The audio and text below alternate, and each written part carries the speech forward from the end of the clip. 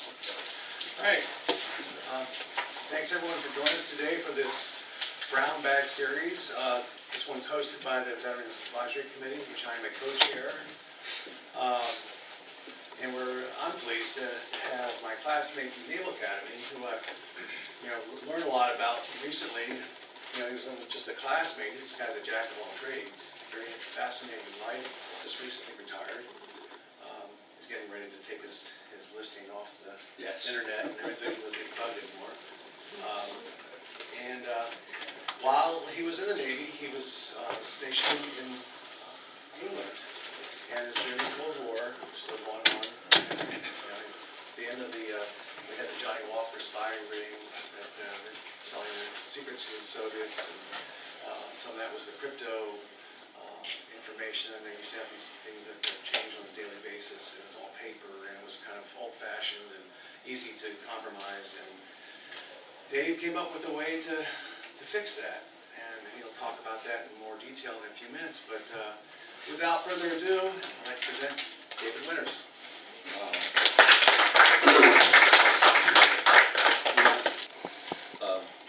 I had an alternative title for this presentation, which was Confessions of a Crypto Cowboy. I think you'll probably understand why before it's over. But the entire brief is unclassified. All attribution is completely unrestricted, and I guarantee it's 100% free of any animal protein. So this is the story of a historic but unsung revolution. And consider it an oral history, or if you're fortunate enough to have been Navy, just kick back and enjoy the sea.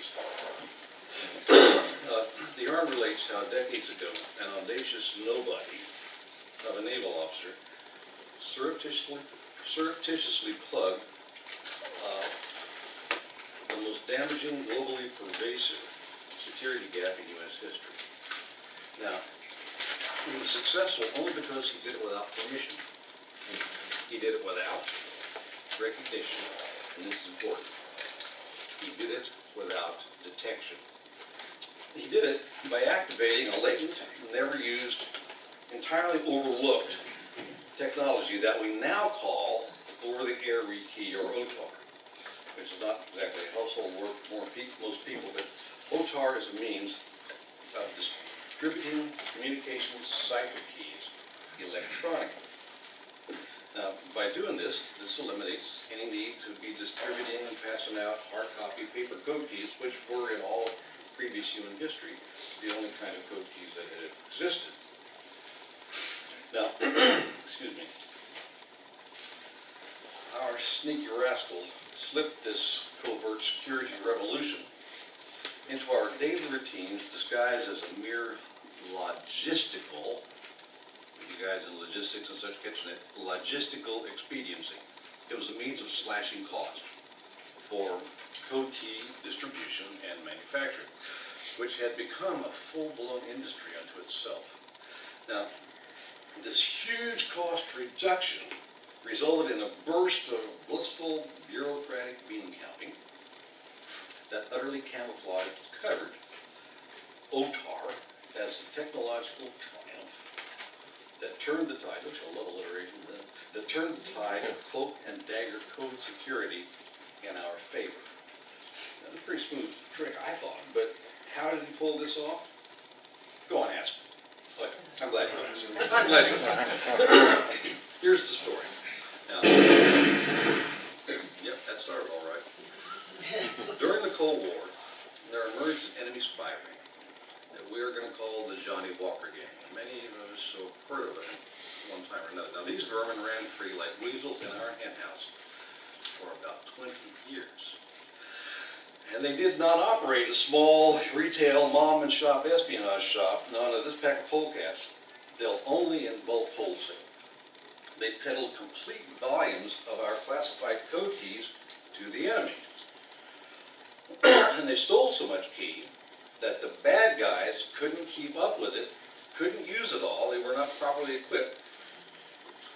So, in order to get their hands on enough decoding equipment to handle all the stolen keys, North Korea got tapped to attack and sees a solitary U.S. intelligence ship, the USS Pueblo, on the high seas. They're not all going to be like this. Now, this barefaced act of piracy made no sense to us back then, because nobody recognized it was simply a ploy to get their hands on our code machine. But we know now that since we let them get away with it, numberless U.S. plans and operations were mysteriously, at the time, blown. Now, why did I tell you that story? My point here is that this spy case was a humongously whopping big deal.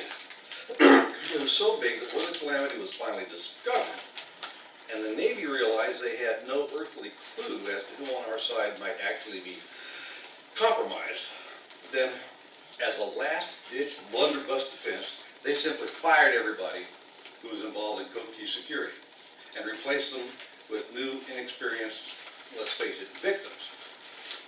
Now, this dumped boatloads of surprise fall guys into unpleasant new career paths. To explain why they were unhappy, unpleasant, let's do a real quick little quiz question. In the communications security business, how can you know when you have done a good job? Now, the answer is sadly, there we are. Nobody noticed. That's not how you know you did a good job, okay? Now, so it's not what we call a rewarding field to a combat officer's way of thinking. But in the communications security business, life was even less rewarding because unless you screwed up, you would not get noticed. But if you did screw up, you did have the possibility of going to jail. Now that's just the way it was. So keep this in mind as the story progresses, because I was, of course, one of those victims.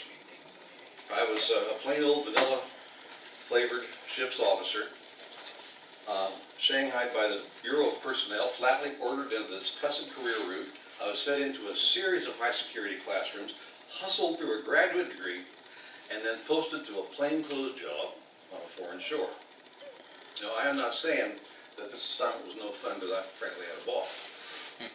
I was allotted a corner office in Upmarket, London, across from the American Embassy, often dispatched to exotic locations, occasionally covertly, once in a while with the prospect of getting shot at. Felt like James Bond. Yeah, see that? It's right off the bat.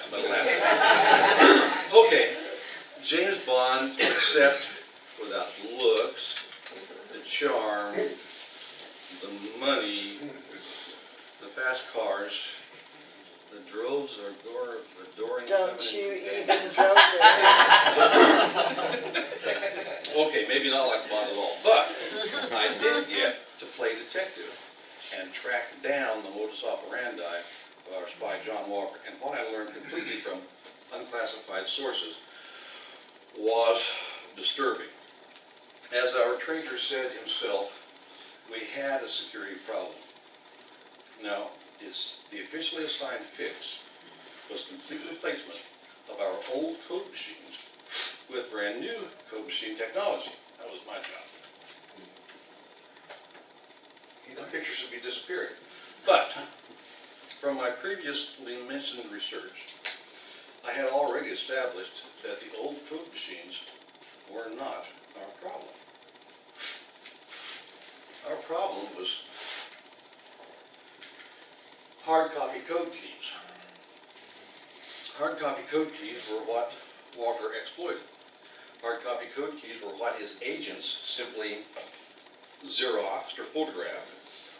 Hard copy code keys were what our new machines still used.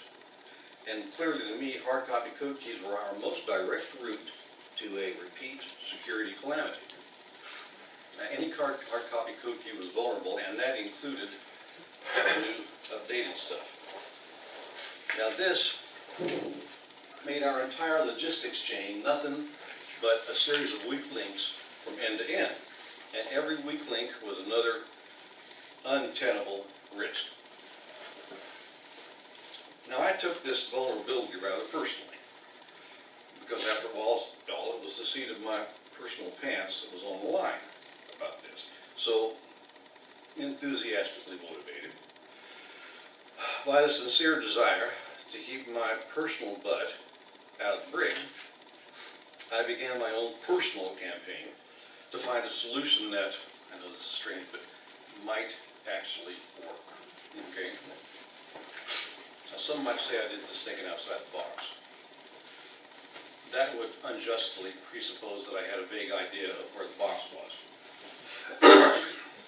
More accurately, I frantically fished around for a better fix until I, hooked a user's manual for our new probe machines, and in the small print appendix, it said that these new machines incorporated an old, obscure, and apparently never used contingency capability to securely transmit encryption keys.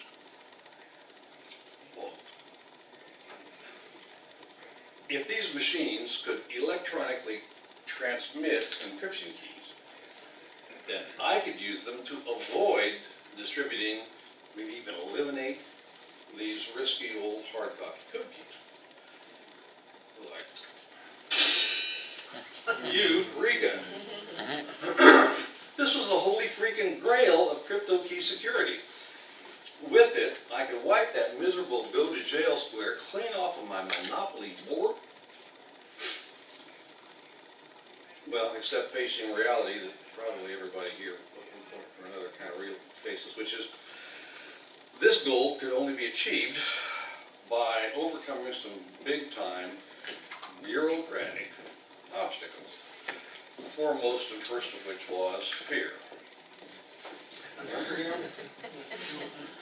Out of fear, those around me were pristinely ignorant of my worrisome world of crypto, and out of fear, they had absolutely intended to stay that way. Out of fear, nobody would credit my assessment of our situation, and out of fear, nobody would be inclined to endorse my solution. So, my corresponding tactic was, as any surface warfare officer would say, we've got to come up with a tactic. It is, for heaven's sake, don't scare anybody. I'd quietly treat my innovation as routine, and thereby avoid the horses. In fact, I'd characterize it as, I know this will offend somebody, but logistics. Cheap, boring logistics. Not scary security. For electronic distribution was, strictly speaking, logistical, even though the personally stress-relieving security fix was my real motivation, because whatever rationale was required to get the job done was good by me. The next obstacle, though, was a bit more touchy. Professional ego. Now, given that my envisioned electronic distribution would be billed as a cost-cutting measure, then that would make it a bean counter's dream. So even if I could persuade anybody to support my proposal, certain remote gatekeepers would insist on embellishing it in hopes of sharing accolades for the financial gain. Now, who got credit did not matter. But uninformed interference was another thing entirely. See, ignorant meddling could delay or damage or even sink my rather fragile escapade. So I weighed this dilemma, and I discerned that if there were no attribution, then there would be no potential accolades to attract egotistical intervention. Tactical response: avoid claiming or assigning any attribution to anybody. I was on a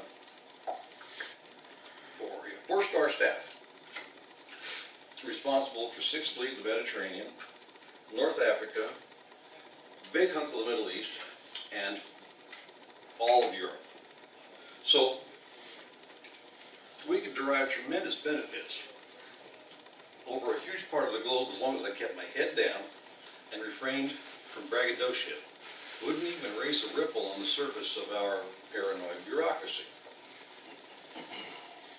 Liked it. But though in theory These two tactics appeared perfectly functional. In practice, they seemed unreasonably difficult to execute. And I was wrestling with this, and I realized it was because whilst amongst, no offense, Matt, but whilst amongst shore-bound bureaucrats, I had myself absorbed a certain compatibly bureaucratic mindset. And under that Borg-like influence, I had assembled my approach to achieve a ponderously broad level of approval and consensus, which is how a bureaucracy stereotypically prefers to function. But it was not the Navy way. See, the Navy is perpetually at the pointy end of the spear, where bold initiative is absolutely the necessary norm.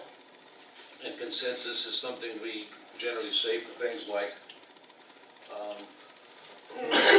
after-action reports, for example. So, in view of this, I reassessed why I should seek any approval from anybody for any of my plans. After all, nothing prohibited any of my intentions. Structural stuff wasn't even mentioned in our manual of communication security.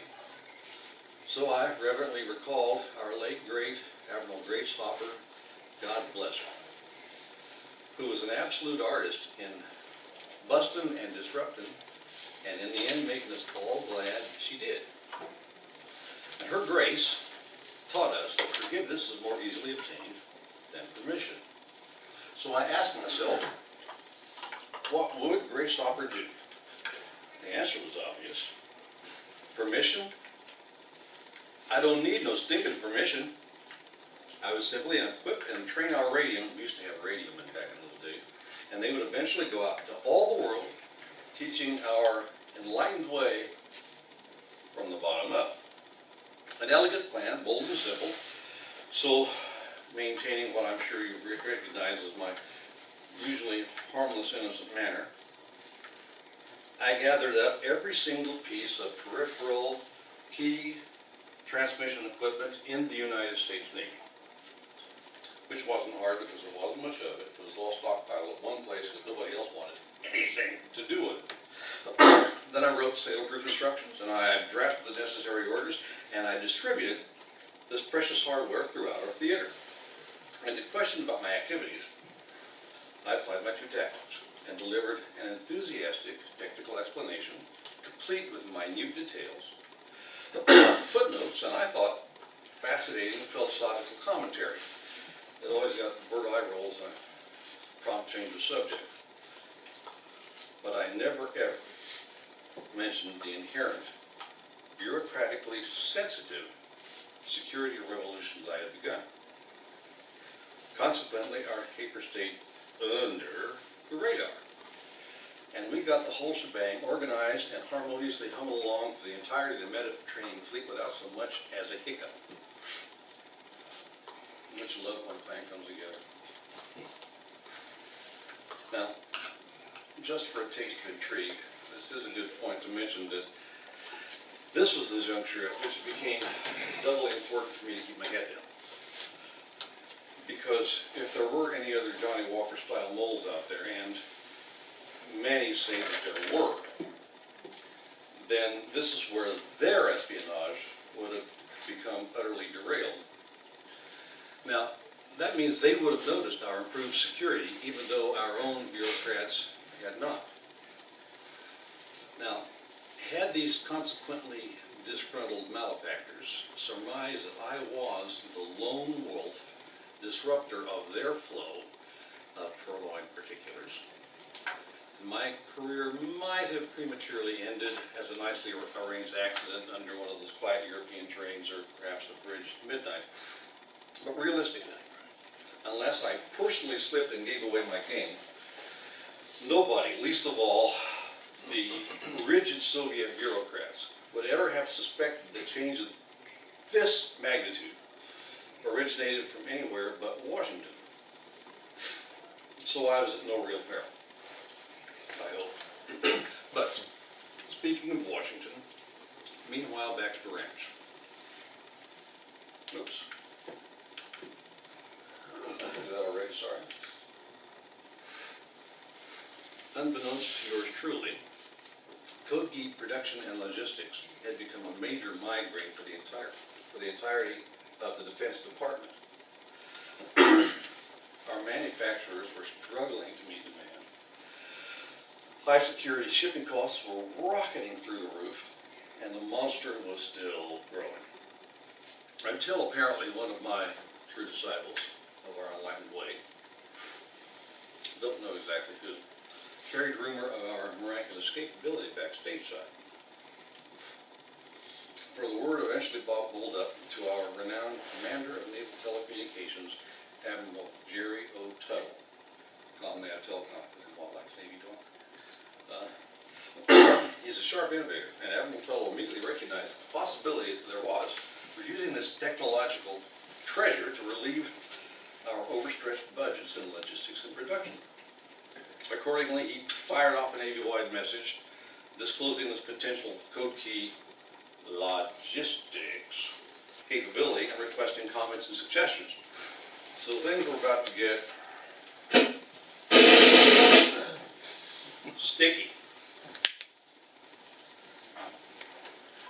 Fortunately, my boss was a real seagoing naval officer. He was no stiff bureaucrat, and he did in all truth understand that my enterprises were good practice in every way. He merely had in all innocence not been made aware of the fact that only my initiates had been admitted to this secret OTAR society. So when my four striper received Telcom's enthusiastic announcement, an uncomfortable suspicion dawned upon him that something might have slipped by of more momentous form than he had realized. So, a succinct memo issued from him to me, enters my office now. Busted.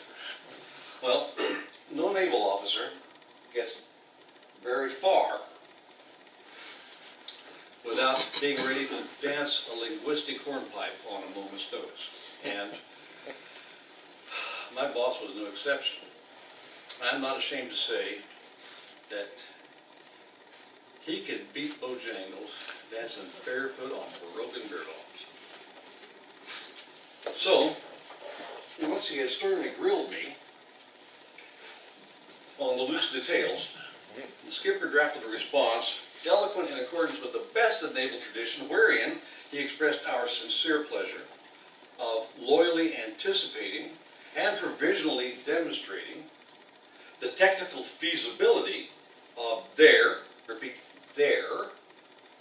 cleverly proposed logistics solution. He laid out our successful procedures. He quoted our references, chapter and verse. But he made no allusion to the fact that none of our methods were addressed in the manual of communication security, and also discreetly refrained from mentioning that all the required peripheral equipment was now mysteriously in our sole custody. And of course, I pointedly did not broach the subject of my central but still entirely undisclosed security motivation. So we launched our message and held our proverbial breath until Comnab Telecom, recognizing the value of a fully harnessed gift horse no matter what her dental condition, shortly replied in glowing terms and congratulated us on our initiative. With surprising speed, the rest of the Navy was supplied with newly purchased OTAR equipment, just like that which I had already distributed. Our homegrown procedures were formalized and incorporated into fleet communications worldwide, and Admiral Tuttle prevailed on the Joint Chiefs of Staff to bring all the other services into compliance. Shortly thereafter, our allies followed suit. So our gradual bottoms-up metamorphosis was transformed into a lightning top-down revolution. OTAR became a household word in communication security. On land, on the sea, in the air, in orbit, it saves mucho millions in fabrication and distribution expenses. And note this, Since that time, there have been no more key theft security breaches. None. And accordingly, then, our rogue security revolution has continued to attract no attention. Because, after all, when nobody breaks into your house, you don't generally notice, do you?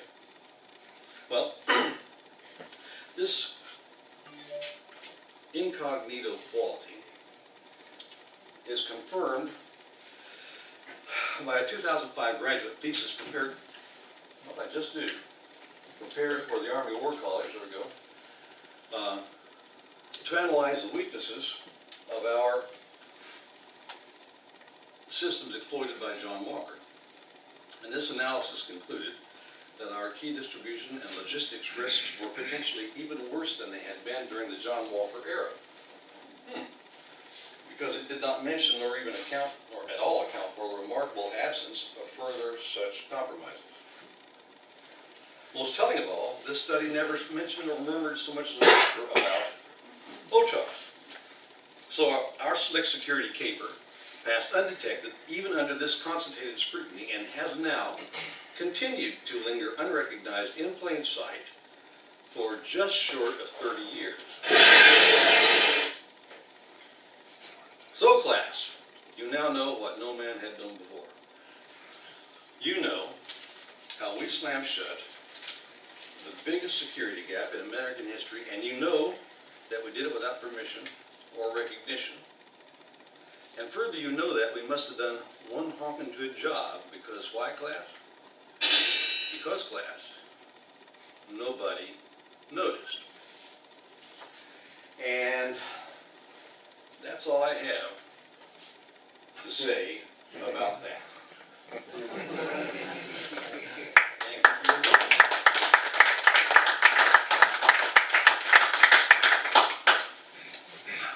Q&A? Yeah, any questions, criticisms? Somebody want to belt me for talking about bureaucrats? There were some things learned from this that could be useful even to people who are not pointy spear guys. One of them being that it's easier to get the job done if you don't care who gets the credit. And Ben Franklin was trying to pound that into John Paul Jones, but Jones was not that style. Another one is to never underestimate the power of expertise to accomplish what rank cannot. Admiral Hopper used that all the time.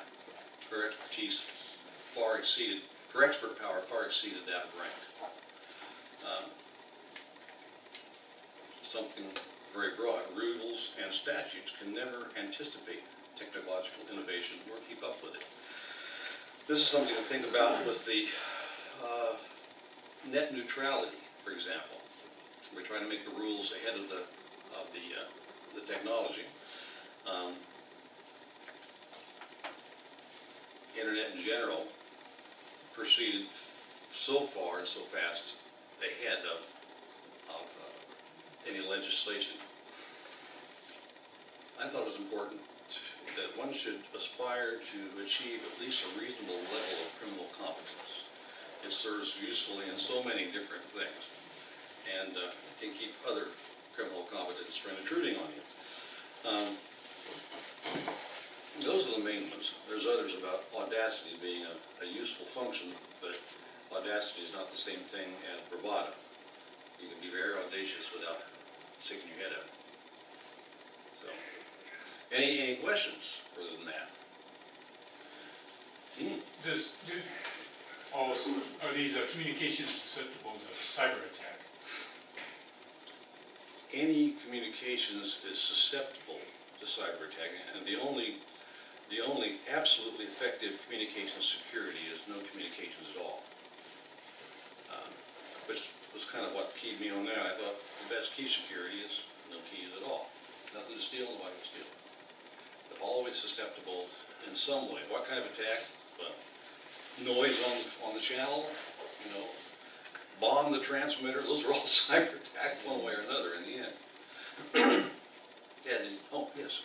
I mean, weren't the paper keys designed because you would have to have the physical key to to intercept the communications, but if you're transmitting things over the air, I mean, you still need some sort of security to prevent, because you're broadcasting it. Anyone with a receiver can get the signal, so. They're transmitted under a double encrypted format. I won't go into the details of it. But see, the thing about a paper key is that if I've got it, let's say it's a computer card, I can lay it down and take a normal pencil and like this and pull away, and there's the key right there, and nobody recognizes it. I can take a photograph of it, I can slip it in the Xerox machine. That's the huge vulnerability. But if you're doing electronic encrypted, you've got to be able to somewhere pull it out and then decrypt it. And the decryption, especially if it's double encrypted, is, well, let's go back to the Enigma machine to give an example. The old German Enigma World War II machine. The number of possible permutations for that code exceeded the number of stars in the universe as we would calculate. And we still got through. And eventually, with enough computing power, you might get through some of ours that we use today if you have a few centuries to do it. So for all practical purposes, it's absolutely covered. You don't even know which blinking radio signal. It's not only radio, it's done all through one. You don't know which one's got the key because you can't tell one from the other in the signal itself. We've done a lot of studies on that particular subject. So is it absolutely impossible to penetrate? In the war between bullets and armor, eventually bullets always win. But for the lifetime of this type of encryption, absolutely, I'm certain that it is. The next phase is going to be quantum encryption, and that's way beyond anything I can only talk about in analogs. I don't know what really it is. Anything else? Nothing? So, Dave, is this something that came up and you were interested in, or you were just kind of, someone decided, well, Dave Winters, you're going to get involved with this? Oh, no. Well, I was one of the guys that, when they fired all the key security guys, I was one of the guys that they just grabbed up, the next one coming out of the pipe, and assigned me to that. But when I arrived in London, of course, short tour was 2 years. I was there for 7 years on active duty. And I was the first guy to walk in having actually prepared myself for such a tour. I grabbed the Air Force manual of orbital mechanics and the space manual and such and read it. Basic stuff, but understood it. And then shortly after I arrived, since I was the new kid, they had a problem. The satellite kept dropping offline. And the circuit would drop offline. And we checked both ends and everything was working there. Checked the satellite, everything was working there. And a big mystery, so they gave it to me because obviously it wasn't going to get solved anyway, so might as well leave it to the new kid. And I got a notebook and I went down and talked to the technicians. And I said, take me up and show me the antenna. And they showed me the antenna. You know, you have one point here, and one point here, and one point here. Now this is important what I just said. One point here.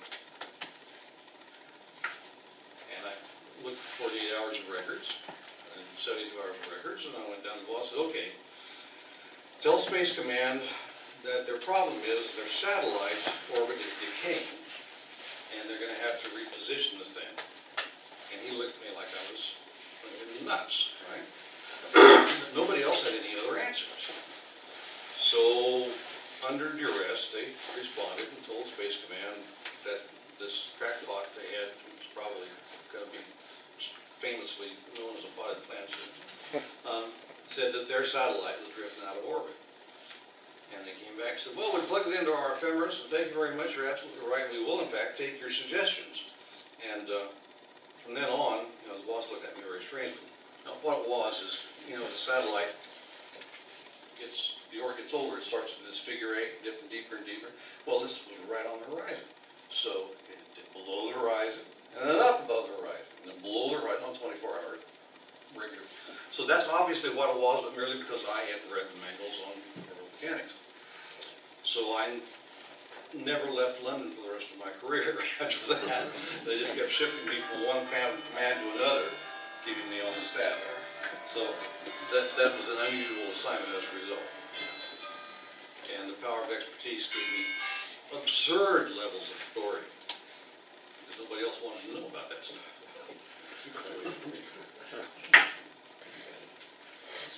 All right, well, thanks, folks, for being so polite to me. So before you leave, on behalf of the center, we have some thank you gifts here. So of course you get the obligatory bag, don't forget. Oh, And you get a Suitable for framing. yes. So we have a few things here. First, on behalf of the Veterans Advisory Committee and the center, we wanted to thank you. And give you this letter of appreciation for giving us this talk today. So thank you very much. I did it, I can actually. You can shoot them, yeah. But wait, there's more. You order right now. We also have a little book about the history of Goddard and what it does and our purpose and our missions and things that we work on, so you can read that at your leisure. Mr. Goddard and his first rocket. Exactly, yes. And then we have some takeaways here, some instruments that we're working on here. Of course, the NASA pin, some of our new programs, our satellite servicing, and then these are just some keepsakes about the shuttle program, and this is actually a patch from the last shuttle that actually flew. So you can take those and use those as you would see fit, or give them away as parting gifts, or whatever. Headset, Mayor. Exactly, so you can have all that with you. So thank you again very much, we do appreciate it. Thank you Very very much.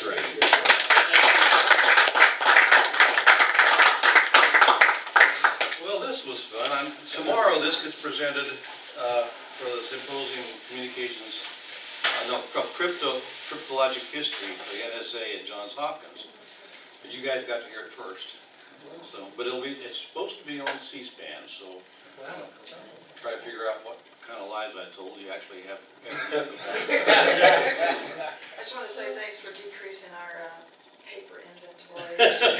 Although the good news about all this was I actually got to build some more muscles from actually carrying the hardware versus all the paper, you know, in the double locked boxes that we had to carry out to the aircraft. So thanks. You know, I'm convinced, after I've explained this, that they have to understand that this is a security measure that they need to incorporate into their understanding. That if they just start looking around and see who still has paper around there, that's the first key to, whoa, let's go look at them a little closer, because only an idiot would be still trying to order paper key. And that's our first weakness, or final weakness. And the other stuff they've tried to use has been completely ineffective. Does he have too much money? No. Does he drive too fancy a car? Does he have a drinking problem? Well, that didn't work. Walker had all of them. Yeah. And he had control of he said, I'll take care of your key material for you. Yeah, I'll just issue it out to I'll you. do the destruct. Right. In fact, and I'll handle all your ships in the squadron. I'll handle it for you. So he had all their keys. And of course he ordered them. So he ordered them for the whole world. So when we thought it's doctrine. The United States Navy submarine force, the nuclear forces have never been detected on patrol. Well, probably not, because every morning they were kicking back to their morning newspaper and reading the positions in our naval messages, Yeah. And when we had that huge bombing operation at the end of Vietnam and couldn't figure out why they knew exactly where we were going to fly, they were reading the plans before they even got disseminated to the flyers. So this is all because the North Koreans get away with that stunt on this insignificant little lonely ship, and the equipment was not classified, because without the key mat it was considered unclassified stuff. They never dreamed that they had a full front of the key mat.